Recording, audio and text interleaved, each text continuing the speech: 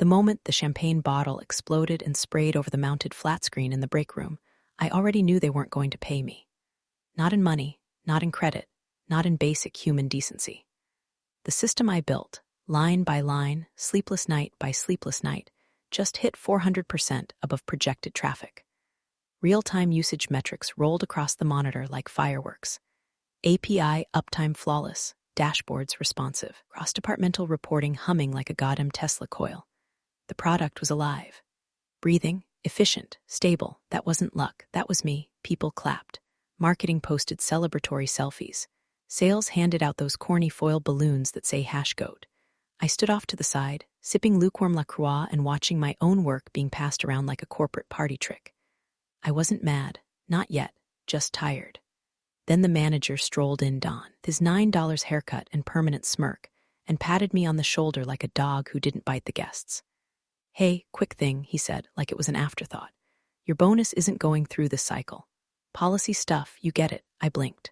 Policy? Yeah, upper levels are cracking down on post-launch bonuses, he said, already turning to walk away. It's not personal, not personal.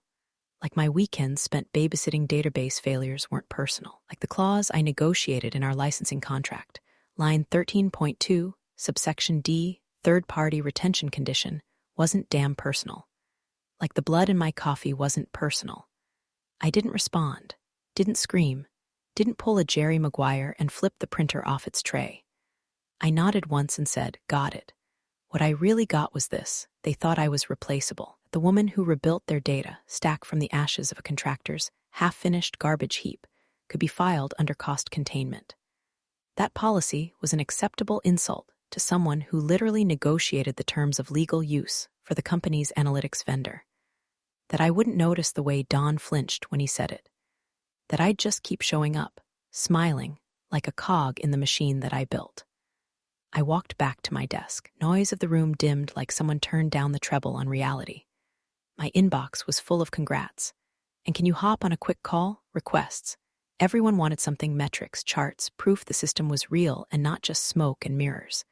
I gave them what they wanted. No edge in my voice, no delay in delivery. But something inside me clicked into place. Not rage, not revenge, not yet. Just a calm, clinical understanding.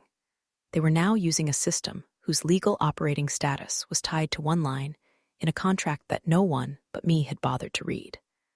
And that line had one condition: my employment. So when Don handed me that non-answer and walked away like I was lucky to still have a badge, he wasn't just stiffing me a bonus.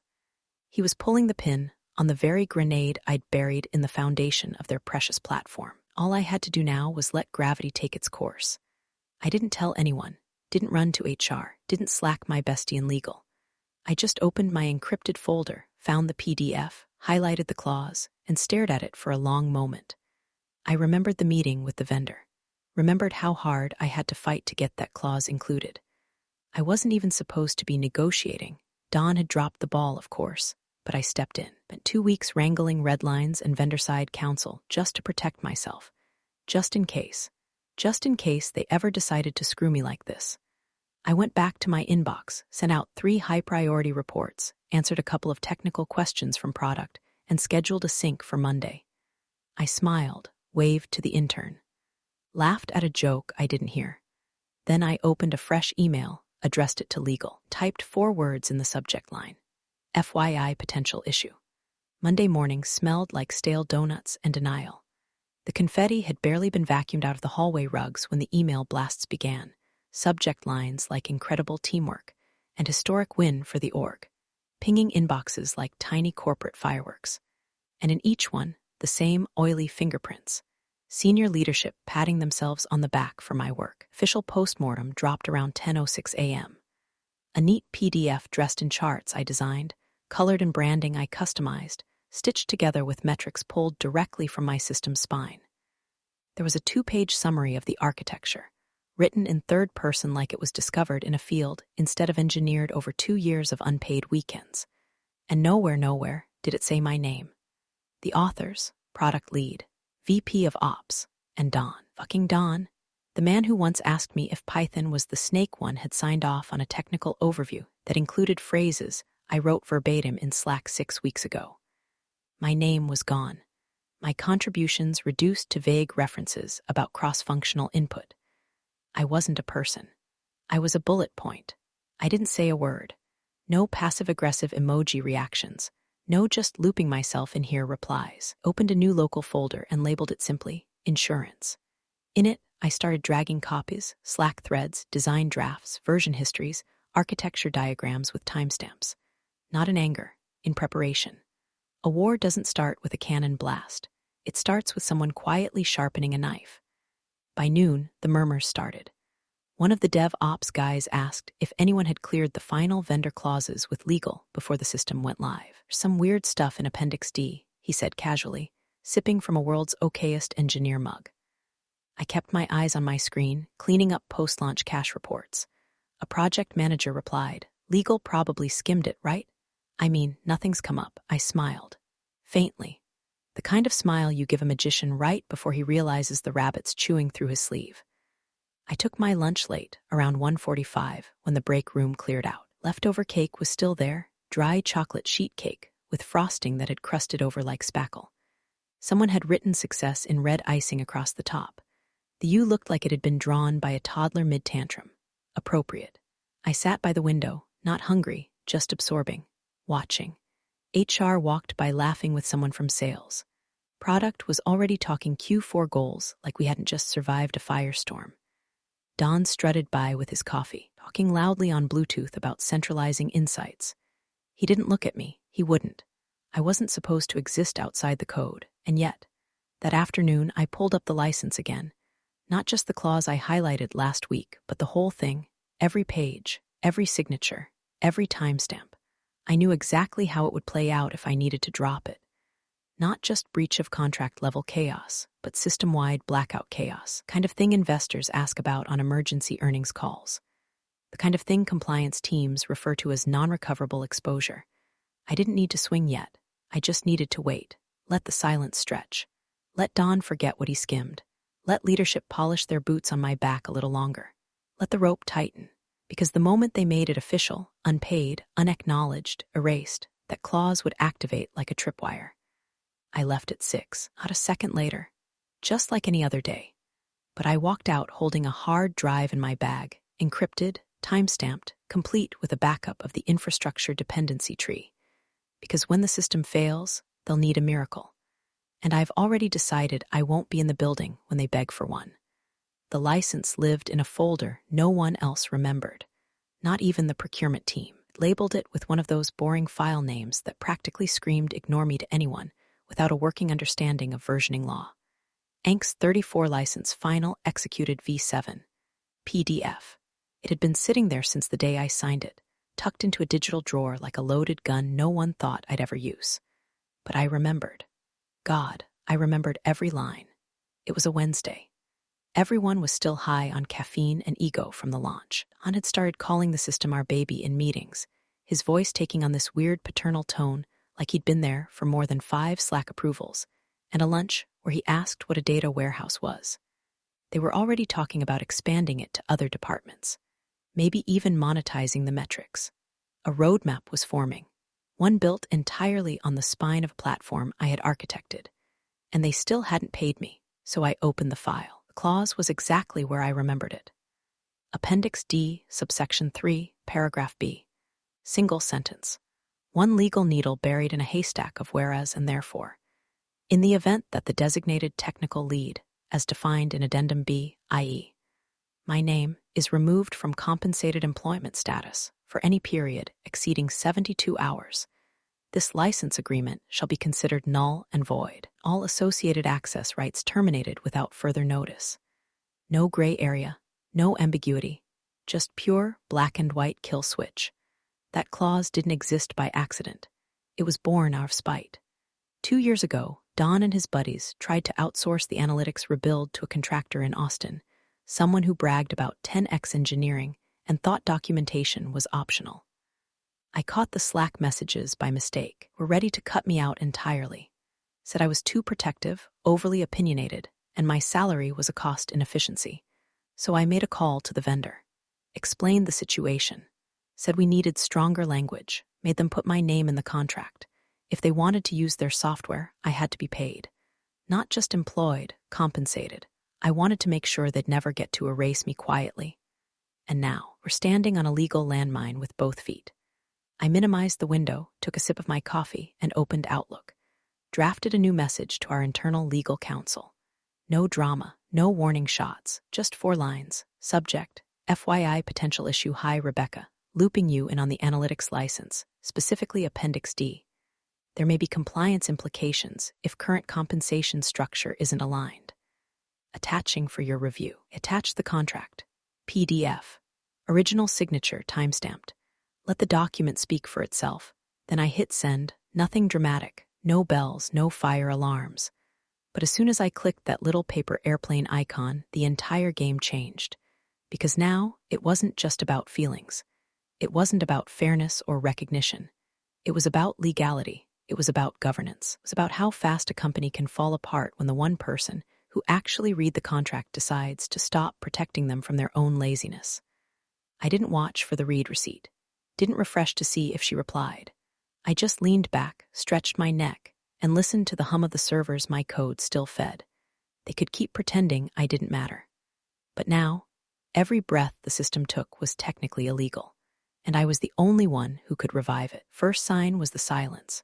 Not absence of noise silence, targeted silence. The kind that spreads in pockets. The kind that's engineered. Legal pinged dawn on Thursday morning. I know this because Rebecca, our lead counsel, CC'd me in the message. Just a brief, polite ask for clarification around the analytics licensing structure. Following up on Appendix D, she wrote, with all the dispassionate calm of a surgeon prepping a scalpel. Don didn't respond. Not immediately. Not even after she followed up with just want to confirm current compensation alignment to ensure license compliance. He left it unread for 6 hours. I watched his Slack status bounce between active and in a meeting, the little green dot flickering like a heartbeat. Then something curious happened. I got removed from the Data Ops Slack channel. No warning, no explanation. Just poof. 1 second I was there, eating a thread about integrating new endpoints. The next I was staring at you no longer have access to this workspace. Like I'd been voted off the island. Same thing happened with the morning stand-up invite. It vanished from my calendar. I only noticed when I saw a screen share notification pop up from the Zoom room I was supposed to be in. It blinked, then disappeared. They were icing me out. Don probably thought he was being strategic, contain the fallout, limit my exposure, start restructuring without the headache of confrontation. Maybe he thought if he starved me of access, I'd give up, walk away, quietly fade into the HR archives like so many others. Instead, I opened a new spreadsheet and titled it, Critical Dependencies Analytics v3.6. I started listing everything, daily sales dashboards, powered by my pipeline.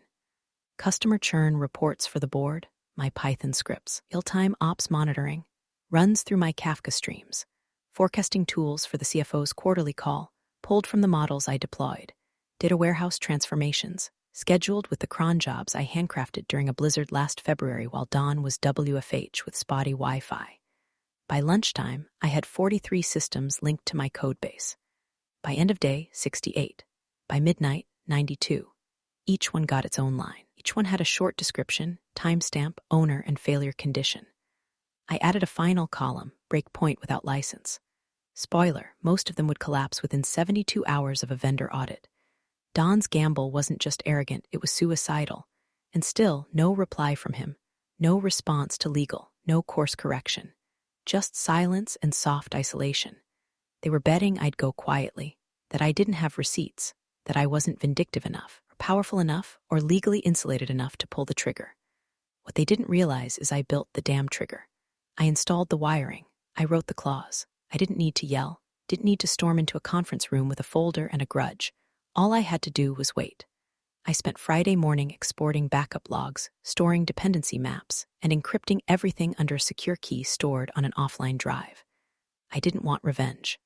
I wanted evidence. If they came groveling, I wanted the power to say no. If they came attacking, I wanted to gut them in 3 clicks. The fire hadn't reached them yet, but the smoke was coming through the vents. The meeting wasn't on anyone's calendar. No subject line, no prep doc, no Slack pings. Just a string of quiet shoulder taps from legal, Rebecca pulling a handful of names into conference room C like she was assembling a jury before a sentencing. Inside, Dawn, red-faced and bored. Someone from HR chewing gum like she was at a high school pep rally. A finance analyst fresh out of grad school who looked like he'd rather be anywhere else. Rebecca sat at the end, laptop open, fingers steepled like she was praying or about to sentence someone to hell. I wasn't invited, of course not, but I didn't need to be, because I already knew what file was open on her screen. The clause, Appendix D, the noose. Rebecca had been digging, kind of digging only lawyers with good instincts and bad sleep schedules do. She'd read the contract, actually read it. Understood what Dawn hadn't, that the license wasn't just a formality. It was a living contract, a heartbeat agreement. And the heart, that was me. She started calmly. I want to verify something, she said, her voice low, like a bomb technician talking through a wire snip. Is my name currently being compensated in accordance with her employment agreement? HR spoke first, like it was a softball question. Yes, of course. She's active, hasn't been terminated. Rebecca didn't flinch. That wasn't the question. Has she been paid? A pause. Finance flipped through a spreadsheet, frowning.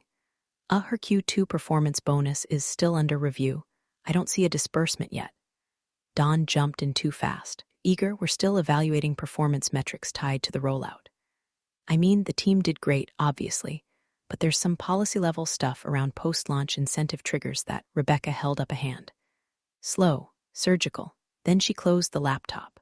Not slammed, not passive-aggressive, just a quiet, final closing, like a lid on a coffin.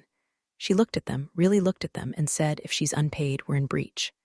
HR blinked. Of what? Becca pointed to the laptop, now shut. Clause 13.2, subsection D.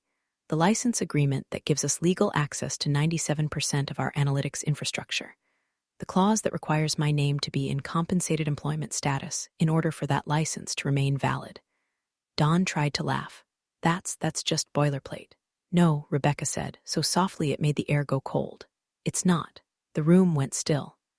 Rebecca leaned forward, elbows on the table. If this isn't fixed, we're out of compliance, which means our access to the system is illegal, which means every dashboard, every report, every investor call using that data becomes exposure, which means you, she turned to Dawn, need to explain why you failed to process a compensation clause that has operational kill switch language attached. Dawn looked like a man slowly realizing his parachute was actually a gym bag. I didn't know, he mumbled. You were in the loop, she replied. You signed the disbursement delay form. You authorized the review freeze. The finance kid cleared his throat. We thought it was standard. Nobody mentioned, Rebecca cut him off. It's not standard, it's negligence. Silence, long and heavy. Then she stood up. I'm escalating this to the CEO, she said. If she's not paid by end of day, we will be in breach. And if that happens, I'll have to file a formal notification with our outside counsel and the vendor's compliance team. She turned to leave, then stopped at the door. And if you think she's bluffing, she added without looking back, you should read the rest of the contract. She wrote most of it. Behind the glass wall, someone from IT walked past holding a flickering monitor. Outside, the world kept spinning. But inside that room, the fire had landed, just didn't realize yet that it had already started burning through the floor. It started with a missed email. 3:12 a.m., the automated report for global sales reconciliation didn't land in the CFO's inbox. No bounce-back, no error trail, just nothing. At 3:34, an intern on the East Coast shift pinged IT with the kind of innocent panic only interns can pull off. Hey, are the dashboards down, or am I just dumb lol? By 4 o'clock, the DevOps group chat was a war zone. No one could access the analytics cluster. The container logs were clean, no deploys overnight, no infra outages. But the API keys were throwing 400 threes from the vendor. Then came the message. Not from me, not from legal. From the system. Every executive dashboard, board metrics, investor KPIs, churn heat maps, customer lifetime value projections, freshed with a single crimson banner. License unrecognized. Contact account holder. That was the clause. That was the line in Appendix D flipping its middle finger to every one of them, because they hadn't paid me. By 6:45, Don's voicemail was full. So was his inbox. So was his soul, probably. People started hovering near his door like kids watching a house fire. I watched the whole thing from the break room, feet up, sipping burnt office coffee from a chipped mug that said data never sleeps. Ironic, I wasn't gloating. I wasn't even smiling. I just existed, calm, present, a ghost in the machine. By 7:30, IT had escalated to legal. Legal had escalated to Rebecca. Rebecca didn't ping me. She didn't have to. By 8:02, she was outside the CEO's office, black binder in hand. I could see her through the glass wall, speaking low and fast, face pale but composed. The CEO looked confused, then concerned, then still. By 8:15, the emergency meeting was called. No Zoom, no calendar, in person only. The subject line on the invite said one word, urgent. I was not invited again, but that didn't matter. My name was already in the room. Don tried to spin it. Of course he did. Said it was a technical hiccup, a vendor-side handshake misfire. Rebecca slid the contract across the table. Clause 13.2. Subsection D. Termination upon non-compensated status of the designated technical lead. The room was quiet. The CEO asked, "Is this real?" Rebecca just nodded. "Is she still on payroll?" Finance shook their head. Don tried to talk, got waved off like a mosquito. I was still in the break room, still sipping. Watching someone from marketing sob quietly into a granola bar. Second alert hit the screens. Data pipeline suspended due to license breach. You could feel the panic start to rip through the walls. Because this wasn't a bug.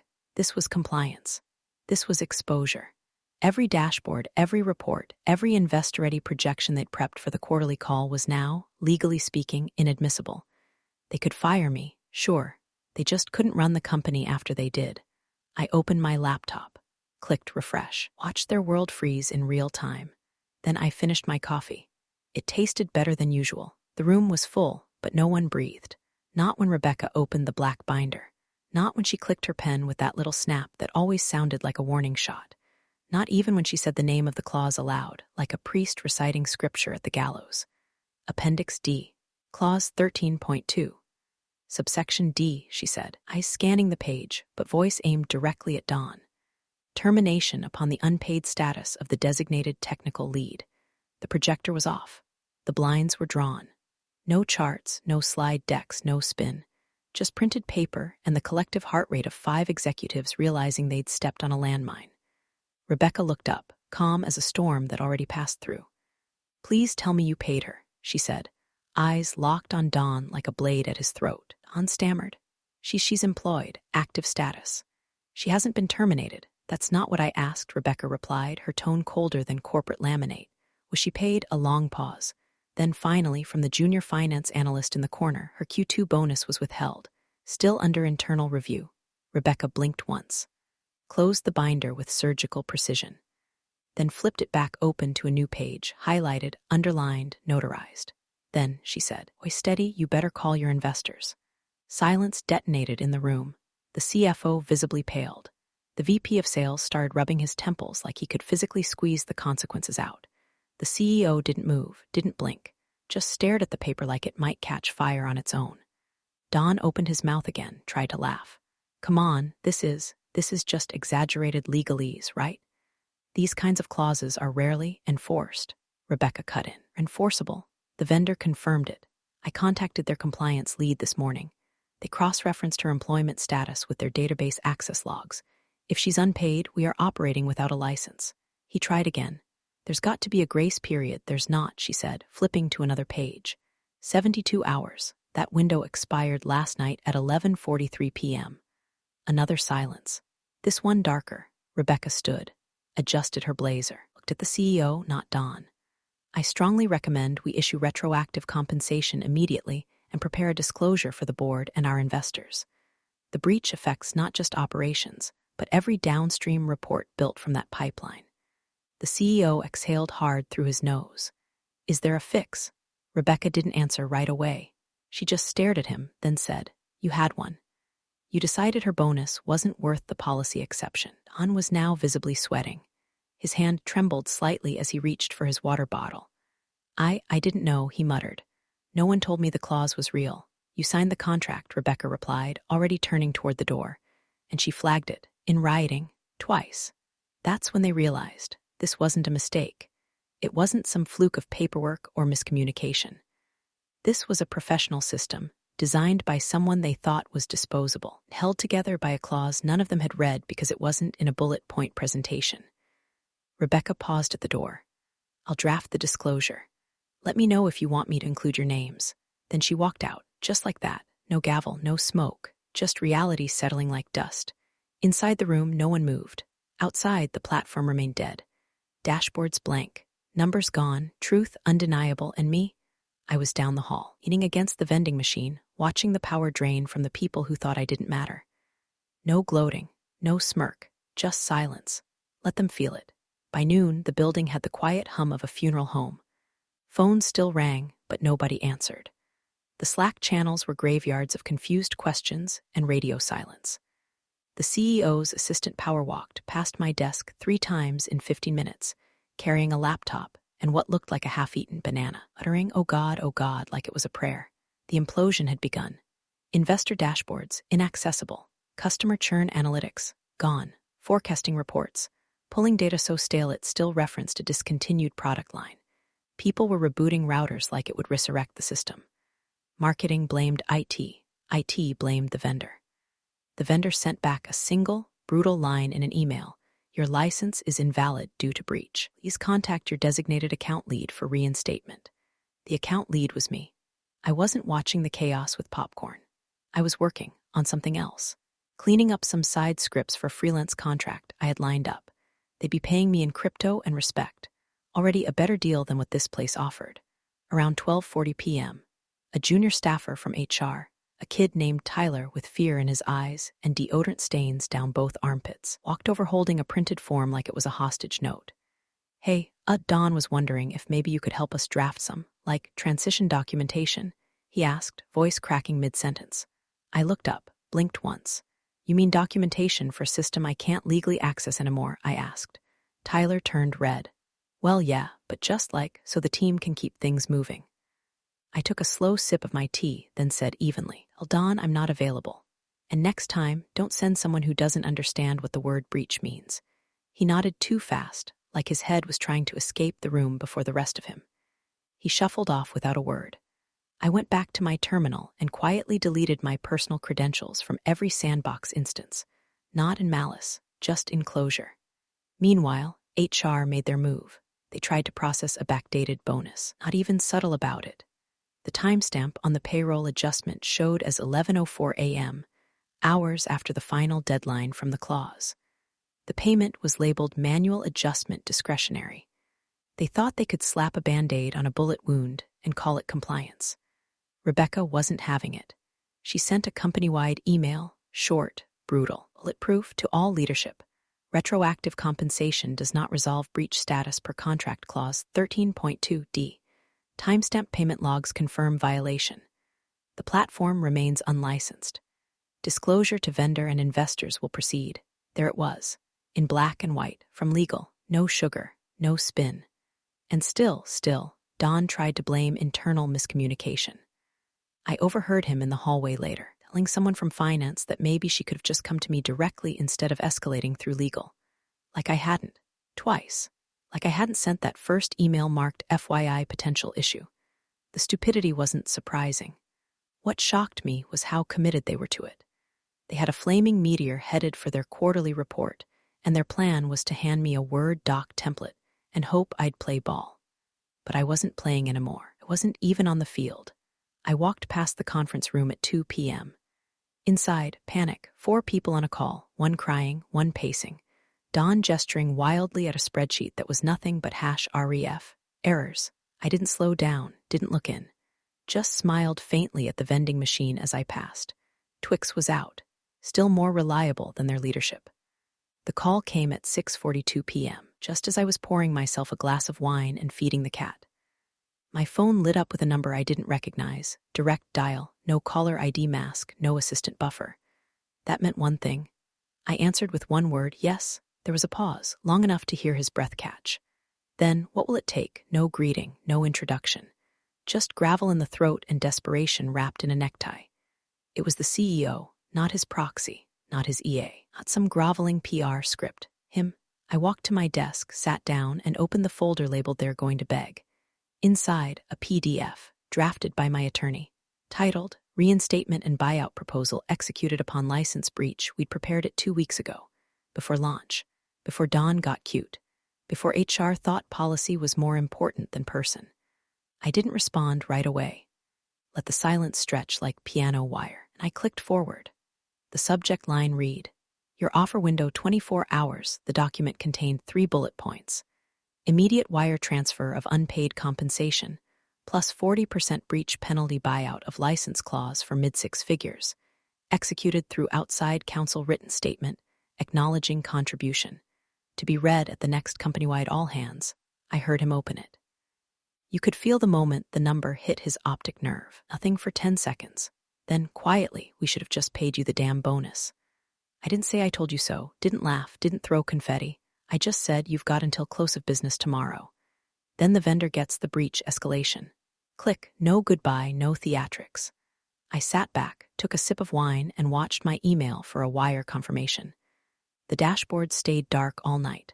The board didn't get their Q3 burn rate report. Investors kept refreshing pages that now read, "Error 402, license authorization required."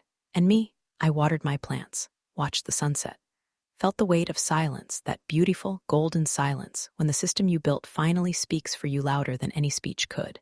They didn't just break a contract. They proved I was the only one holding the damn place together. And now they were paying for it, on my terms. Thanks for joining the fun, you office survivors. Subscribe for more switch-flicking drama. Let's make your former coworkers sweat.